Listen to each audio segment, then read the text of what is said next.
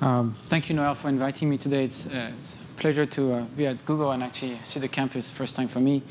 And today, the talk is going to be about, there's really twofold in the talk. I'm going to try to bring up the technology and the type of thing we've been involved with that links well with palimpsest and actually Google's technology. And at the end, I will try to link it back to actually the type of work we've been doing and show you where those needs could play a role. They don't play a role yet, but and I will show you a bit about how we do those things. So before I go into the biology and about the project itself, the NASA project, I'm going to talk about the technology a little bit.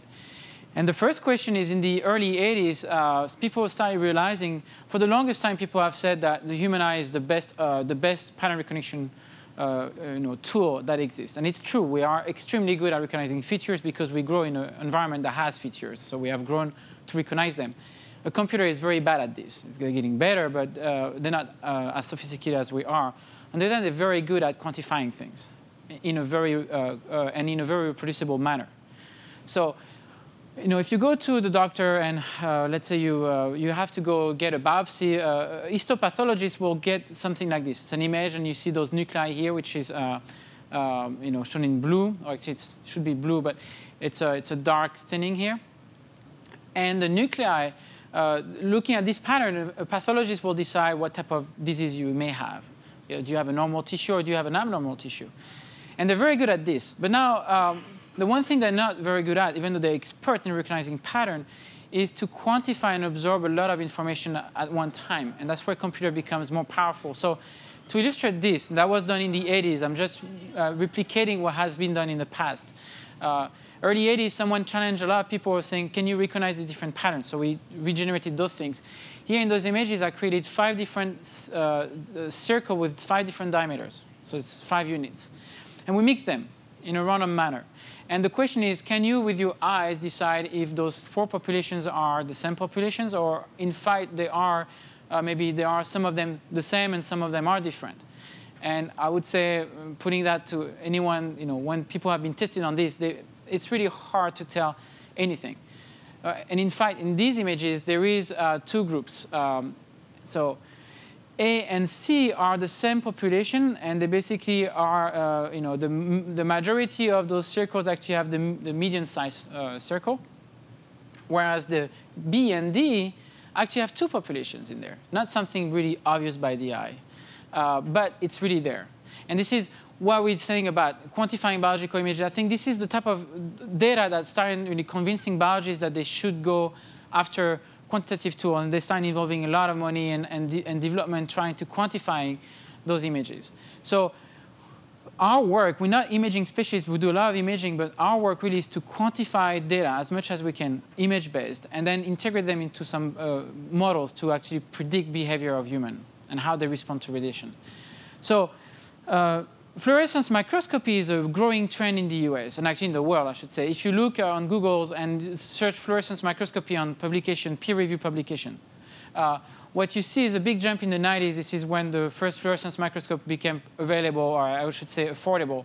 And there's a big jump where people start getting on the boat and start producing a lot of those images.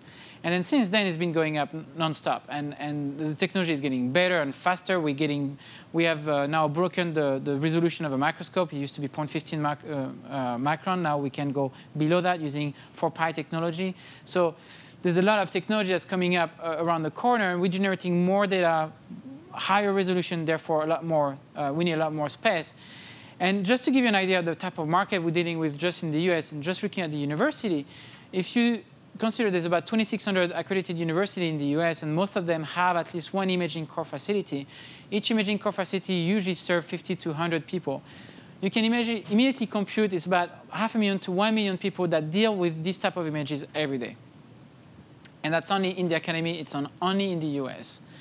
So this is something that's growing, and it's just going to get harder. And basically what we start seeing in our lab, for instance, is we're getting a bottleneck in terms of how we deal with the data. We're starting to not process all the data because we just have too much. And we're not giving giving a good time on data. And basically we're not giving we're not extracting what we can from those data because we just saturated.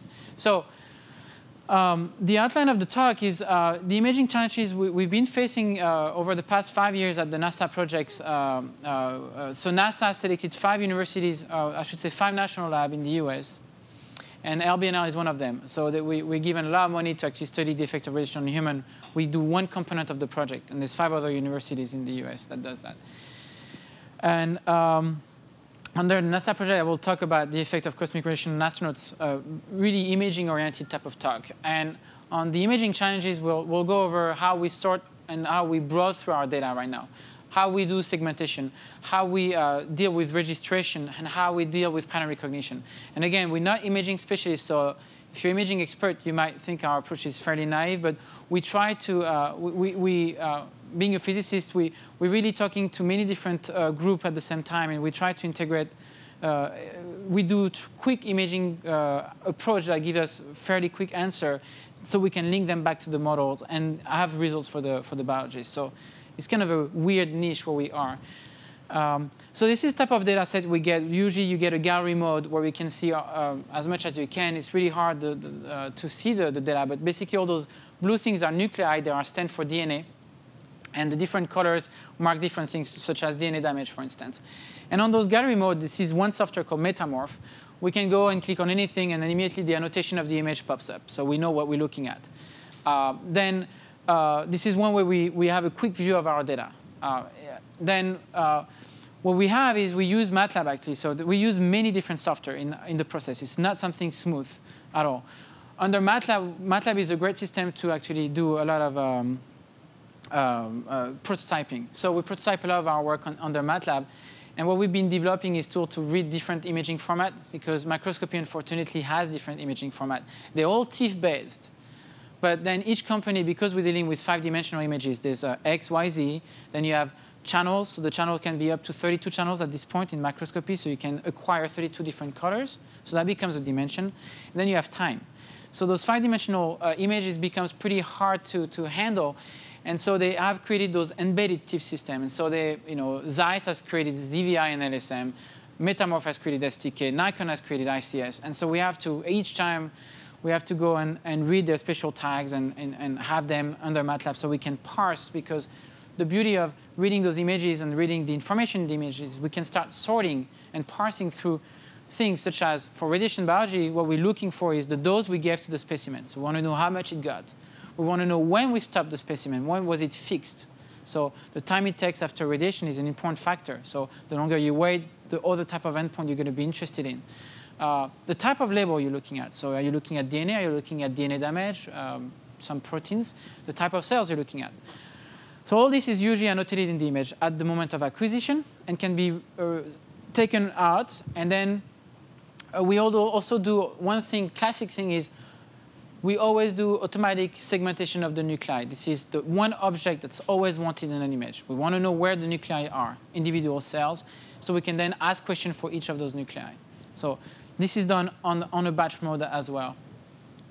So nuclear segmentation. Nuclear segmentation, if you're lucky, you get an image like that. It's great, nice, uniform, homogeneous background.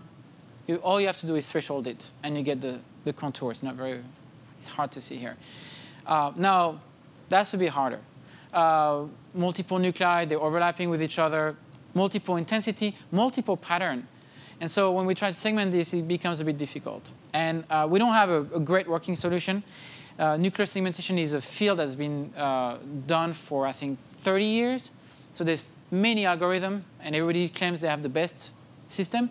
So we're not in the business of doing nuclear segmentation. All we want is actually have something that is fast enough and that gets us through the data. And so those are different zones of problems here, overlapping, high intensity. So one of the problems is the background, for instance, variation of background. So in the same image here, you have a background that has a high intensity versus a low intensity. If you were to threshold this, if you threshold low, you'll miss some, or if you threshold high, if you threshold high, you miss those guys, but if you threshold low, you're going to start picking up stuff here. So you also have, within each nucleus, patterns that tend to be punctuated sometimes, and how you deal with this. So the approach is very simple. First, to go fast again, we subsample the image. We always do nuclear segmentation on a subsample image, because we don't need that much accuracy for identifying the object. So it's one little trick that we use. When we subsample the image, we can then pass it through a classic filter like Gaussian and median filter, which kind of like make the system more homogeneous.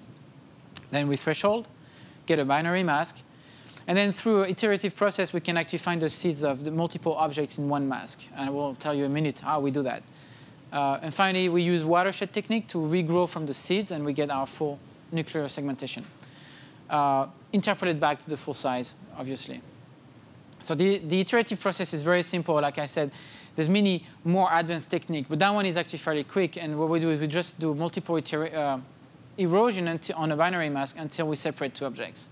So if you do that on multiple level, you can separate, and it's, I'm not trying to claim we have the best system here. You can see how it actually didn't do such a good job.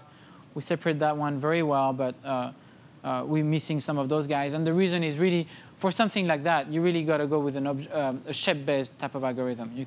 Thresholding, and this is not going to cut it. But again, this is a very extreme case, and we have ways when we do the prep to minimize this type of events. So we can grow the cells and stop the cells at a moment where they're not touching each other, when they don't grow on each other.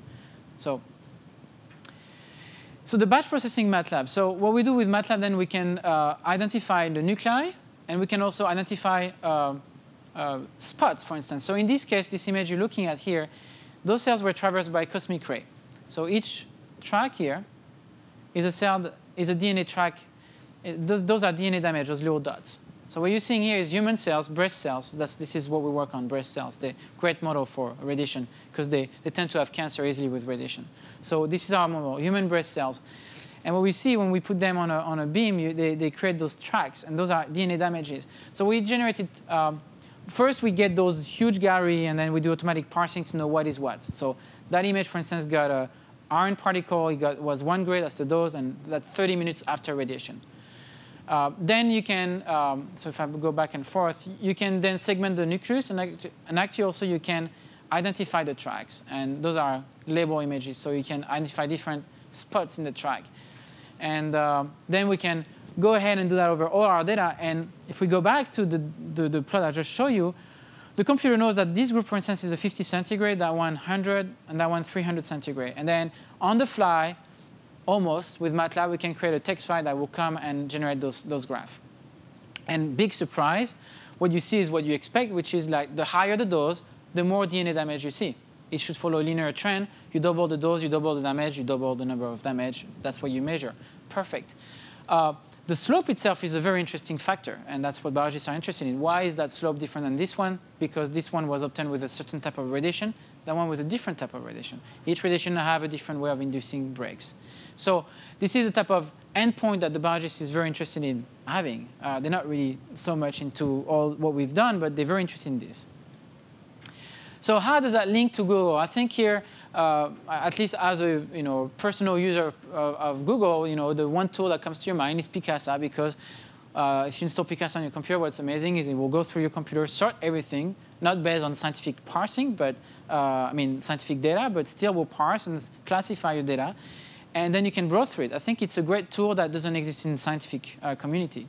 All the companies, Zeiss and Nikon, they have not developed a system like that. They're not very smart in terms of browsing through the data.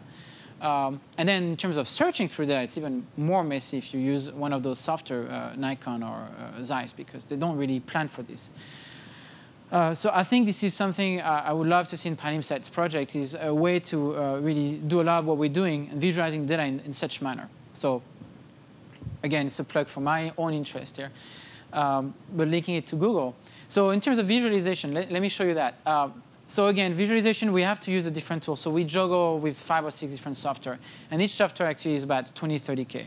So we have only one software usually for the lab, and we have to share the machine where the software is on, because we just can't afford that many machines with those software. But so Metamorph, what we do is we just did nuclear segmentation, so we can do, and what I love about Metamorph is the interactive link between the data and the images. So for instance, here you can start gating your data. So this is the array of each nucleus in the segmentation, and they are visualized here. So you have a color system where you can say, well, I want to look only at the one above 100. They're showing green, the one under 100 are showing yellow. I can gate the data. I say I only want to keep those nuclei that have a size between 100 and 250. And here it is. And then after I can gate again, out of that population, I'm interested to see which nuclei are fairly round. So then I go for a shape factor. So I go click here, shape factor, and then I say I want a shape factor that's above 0.75 up to 1. And now I get the more spherical nuclei. This is just an example of how you go through an interactive, but I think this feature is really useful because it gives you a handle in your data very quick, and you can, there's that interactive mode between the data and the images, and you can really tune it. And that's where you use the best of both worlds. You use the best of the human because the human is so good at asking questions and at extracting pattern. And the computer is extremely good at giving it to the person. So if you have that nice dialogue between the machine and the human, it becomes fairly powerful. Now, one thing I didn't tell you yet is those images are actually three-dimensional images. So there's multiple slices. And so if we zoom on one of those nucleus, this is actually what it looks like. So again, that nucleus got traversed by, actually got 2 tracks. Well, I would say at least 1 track here. So that was 1 damage. We're looking at 2 different DNA damage proteins. So red and green are 2 different ones. That's why you have a yellow color. And then that's the way we visualize 3D images. We have that little cursor that you can move back and forth. And here I basically section the nucleus about that point. So that's the XY view. That's the YZ, and that's the XZ. And then I can, so that's BitPlane. So different software again. BitPlane can do very cool stuff. Like I can do a maximum projection by simply moving those 2 lines here. If I expand them, I can actually now do a maximum projection on my XY view. So if you go back and forth, you can see how this guy now shows up here. So there was another track here, actually. Okay, so it's a way to visualize the data. It's pretty nice, and visit the data. So other way to deal with those data is to actually do volume rendering. Volume rendering makes pretty images, but it's only useful if you can really play with the system and zoom in and out. So you can do ISO surfacing and actually extract those spots using different color spheres. And you can make movies out of that. So, so that's the same thing now. And so I'll pass. Anyway, so what's the volume rendering of this and how you can visualize the same data? So the last thing I want to talk about tools is pattern recognition. And that's something we're just trying to get into. If you see here, those are 3 different nuclei. And radiation tends to induce a change in the nuclear structure. We don't really understand it yet well. But you can do it with different things, like if you put salt in the media instead. So if you put the cells on the different salt, there's an osmotic reaction. And you can basically, under high salt condition, you will actually condense the nucleus. It will lose its water, and that will look like that. Or under hypotonic solution, which is if you remove the salt in the media, the cell is going to start swelling, and it's going to look more like this. And that's a normal-looking nucleus. And so we wanted to see if we could, just by simply looking at the signature of intensity, see a difference. And actually, we were a bit disappointed to see that only the hypertonic tend to stand out. If once you have normalized the intensity, which you have to do, you normalize for the variance and the mean, you're going to see actually 2 peaks for those guys, for the hypertonic. But the hypo and the normal, really, you can't separate them anymore. So even though they are different. So clearly, this is a new project. We're not sure how far we're going to go with that. But obviously, what we're going to have to do, and that's what we've been talking about, is going with PCA analysis and using multiple features. So not only intensity, but also size and shape of the nucleus would be another feature that could be used to separate them. So anyway, so I wanted to cover all this. Now we're going to move to NASA projects. So I wanted to give you an overall view of the technology first. And so hopefully this will work. So NASA is interested in the effect of cosmic radiation on human.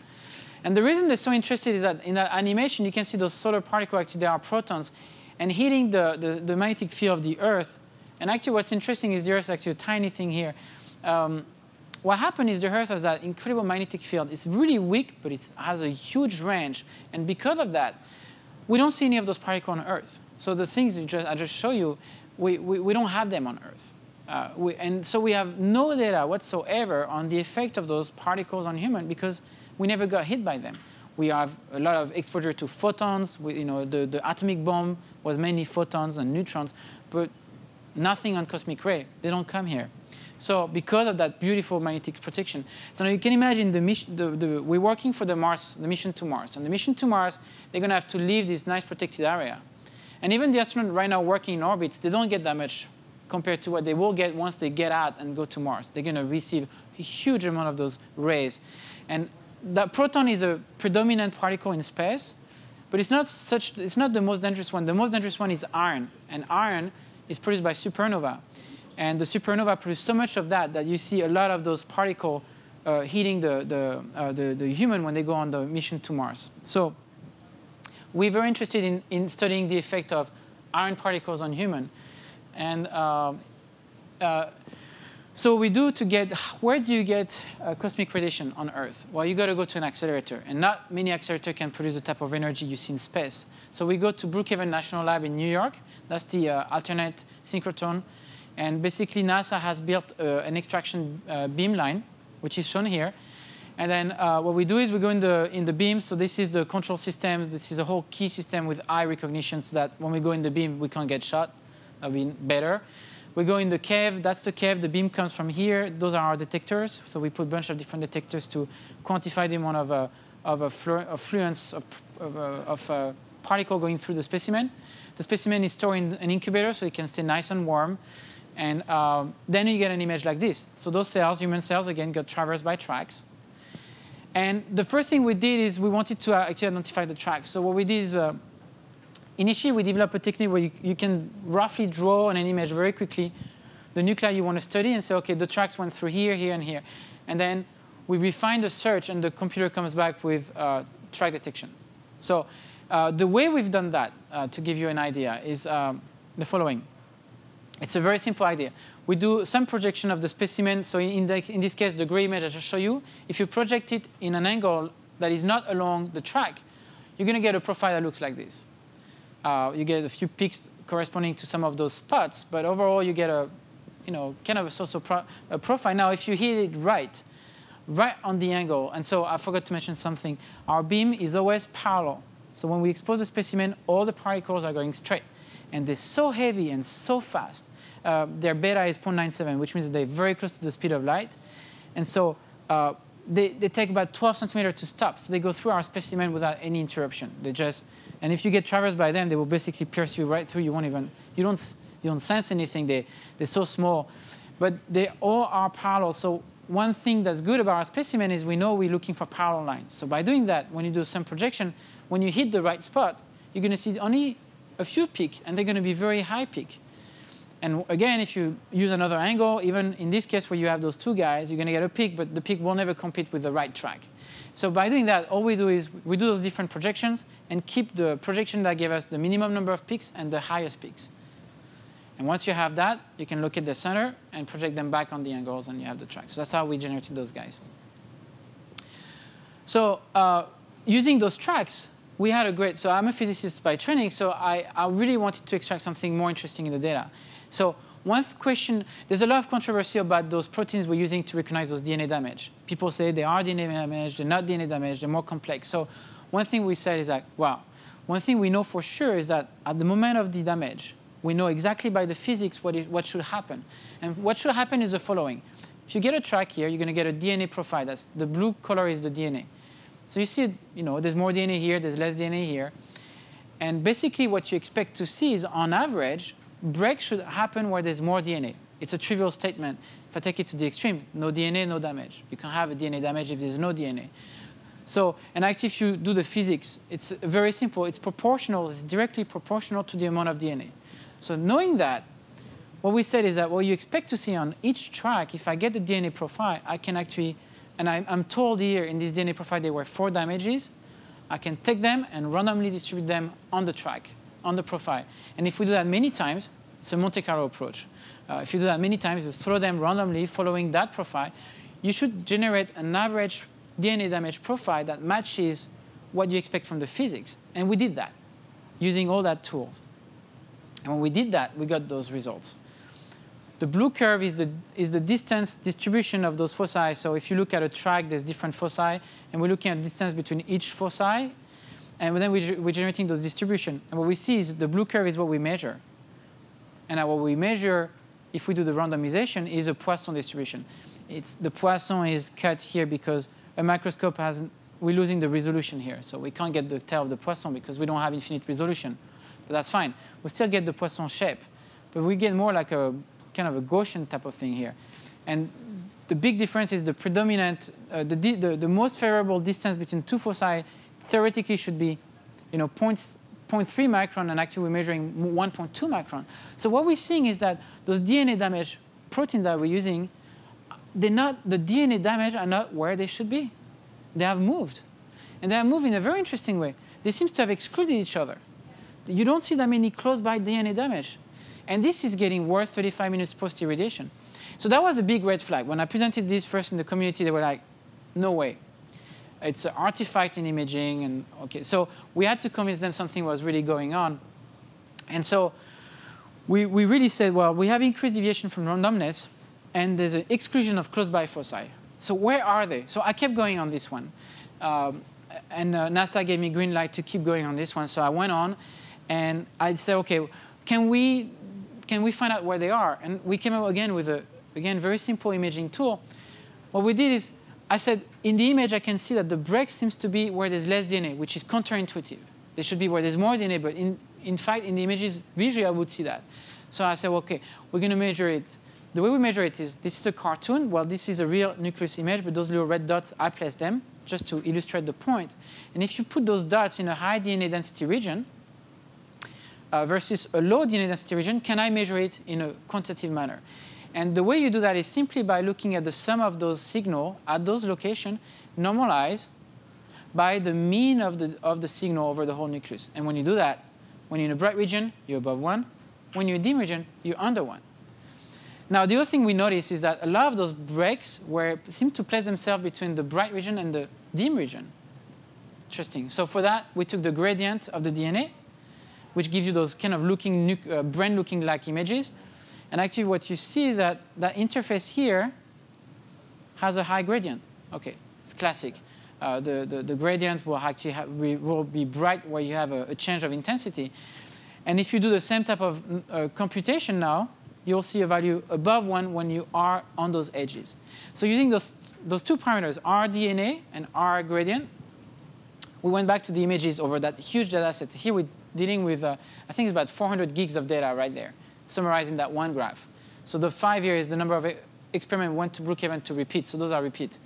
What you see is within the first 30 minutes after radiation, you have an R gradient that's above 1 and an Rdna that's below 1, which tells you that basically those breaks are happening not what you expect, because what you expect is that gray zone here. So they off the gray zone. But on top of that, we created the signature where they are happening.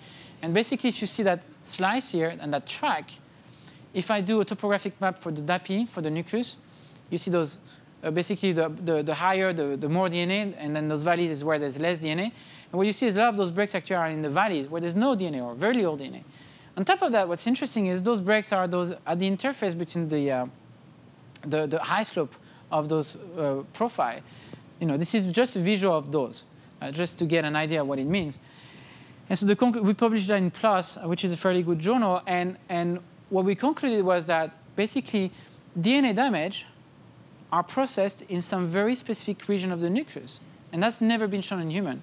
And the imaging and the modeling was the key to come up with that. It's still a controversy. People still believe that there's got to be an explanation to our data. But now it's out there that we have at least released. Only yeast has been shown right now to be able to, when you have a damage, the yeast will actually cluster the damage into one place and repair. And that's a big deal for NASA, because if there is really damages being collected in one place, for gamma exposure, when you get a dose of gamma, for instance, you get breaks a bit everywhere. They're kind of sparse. So they will probably get repaired in individual repair center. When you get a high-fidelity track like that, I mean a cosmic ray, a lot of the damages are close by, so they're going to end up being close to each other and actually be repaired together. And guess what happened then? What happened is that the DNA gets confused, and when you repair DNA, you start putting one chromosome with another one. It's called translocation. And that's a precursor for cancer. Maybe that's the explanation why iron is so carcinogenic, because we know on mice studies that when you get exposed to iron, you get a 40-fold increase in cancer versus other type of radiation. So it is an ongoing debate. And we're still working on this. But one thing to solve the debate was to actually go for life-cell imaging. So now we're moving to 4-dimensional images. We have ways now using a green. So people have extracted from jellyfish the fluorescent protein that is fluorescent in the jellyfish has been extracted. And now we can encode it into a cell, and we can make the cell fluorescent. So what we did here, we took the protein of interest that was the DNA damage protein, and we fused it to the DNA damage protein, and we made movies out of them. So we go, that's Brookhaven again. That's our microscope. That's the incubator where we keep the cells, and we image them here. That's the type of slide we're using, so the specimens are in there. And then I hope this is going to work.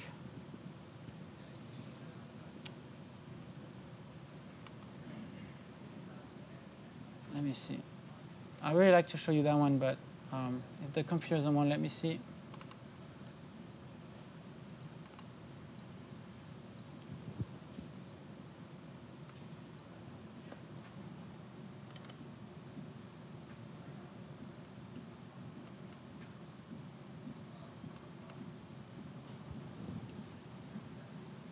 And register.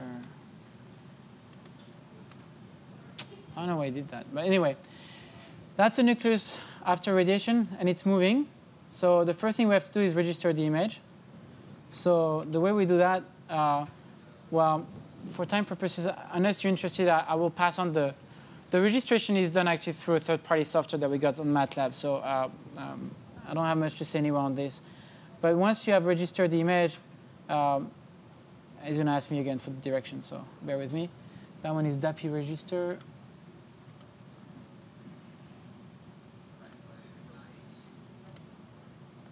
So after registration, that's what it looks like. And so what I do to give you an idea of volume is we, under bit plane, we can rotate as we play the movie. So now there's no more movement. Okay? So this is 3D registration, which is kind of heavy on the computer. And so now, foci reg spot.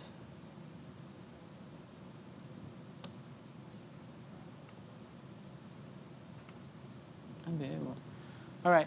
So now what you see is actually DNA damage movement.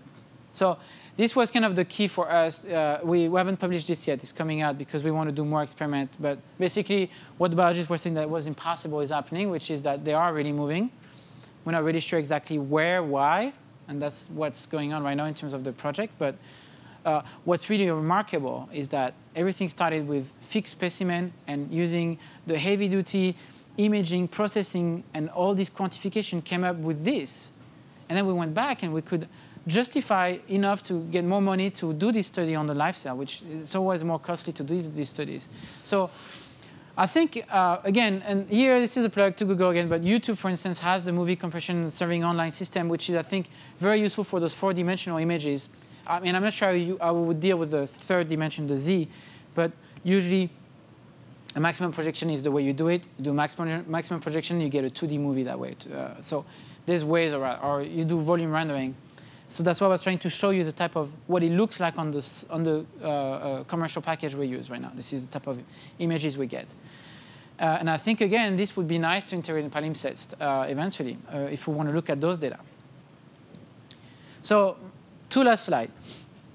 Basically, one thing I think also that links nice to Google is, and that's really more in the future, I think. But one thing we do on the microscopy is we can acquire the low magnification of specimen and then revisit the specimen at a high mag. And that's very useful to get an idea of what you're dealing with and then pinpoint towards region of interest. So what we can do is we can actually store those large low magnification images on a server. And actually, we are able to pull out from the freezer the specimen, put it back on the microscope. We can home the stage, and can basically, with the coordinates, I can go back to the same specimen. And if I'm given the coordinates, I can go and re-image this exactly the same way.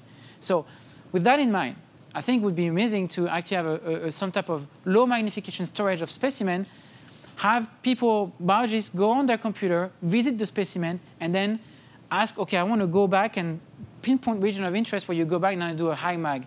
And if I show you that, so again, those are human breast cells. The project, the reason why LBNL has been selected by NASA to do those studies is because LBNL is expert in growing human breast cells. And not only we grow them on a dish, we can grow them in a gelatin-like. And so what happens is when we do that, we can grow the cells and they make those aggregates. And those aggregates are like mini breast duct. And actually, if we give them hormones, they will secrete milk, human milk. So they are.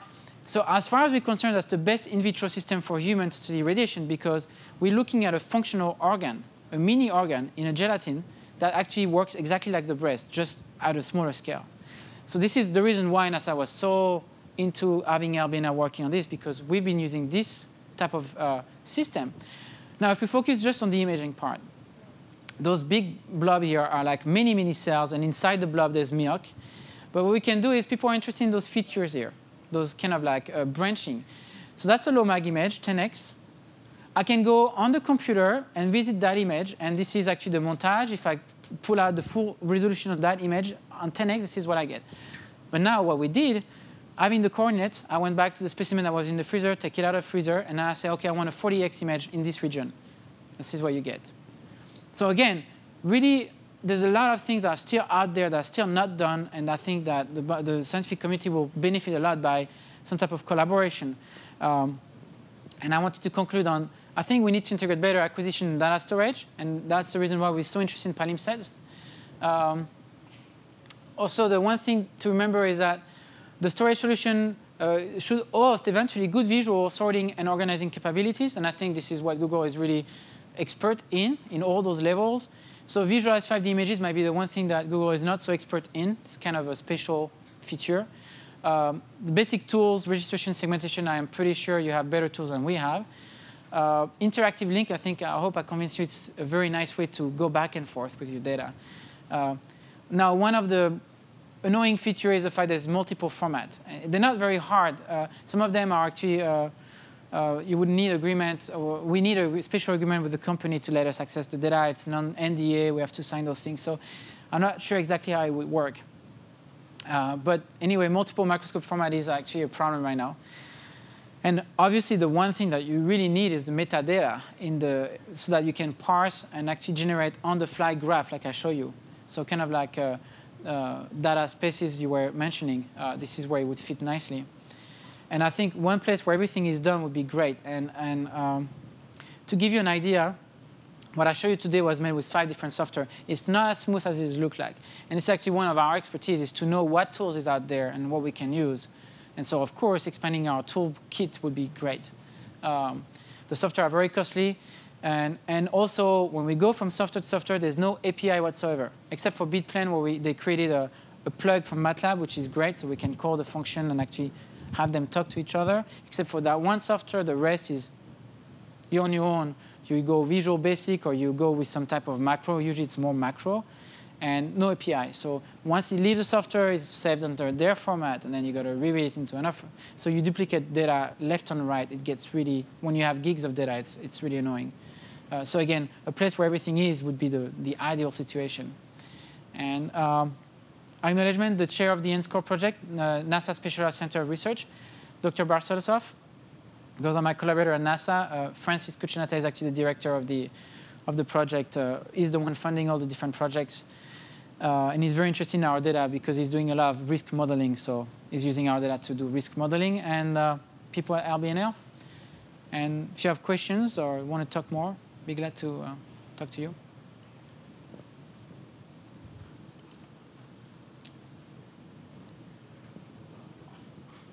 Yeah. What kind of problems do you think would be when you have imaging that you cannot make new imaging of, kind of like if you have radiation over time, looking at older situation in the same specimen, etc.? So I'm sorry, the question is if the imaging looks different, how we deal with it? No, if you have imaging over time and how to look at, well, how do you handle older imaging if you want to take a look at more details, then you would have kind of like enormous amount of imaging. We do. We actually store all of them. And we usually have a time course that goes from 0 minutes, 3 minutes to the first hour is fairly well covered. We have about 5 minutes, 10 minutes, 20 minutes, 30 minutes, 45 minutes, 1 hour. And then as we go further in, we start changing the scale. And we go up to 48 hours. And then for other assay, then we have different questions because looking at DNA damage, they're all gone by 48 hours. They have been repaired or destroyed. The cells have died. There's a process called apoptosis where the cell will actually kill itself if it's healthy. So, but we store everything. So this is actually what palimpsests is going to be storing is all those data. So we could go back and the real problem right now is we don't have the manpower to. We store all those data, but we only can look at specific endpoint and at a certain limit, and we have limitation what we can look at. So if you could come back and say, you know what, we should look at this, then it's really hard for us to restart everything. You got to pull out the nuclear segmentation again, and because it's not a, usually eventually our data are archived, so you got to pull them out of the archive, and a few things like this. That makes it. Did I answer your question? No, huh? Almost. Yeah? Yeah, the other thing is, what amounts do you have at this moment? What, in terms of data right now? So we have generated about a terabyte. So it's, and a lot of it is duplication from all those processing. So, and I think on palimpsest, what we plan to put more is like 200-300 gigs, I think. The lifestyle imaging actually is takes a lot of memory, because now you look at it, if you do Z-stack over time, it gets really bad quickly.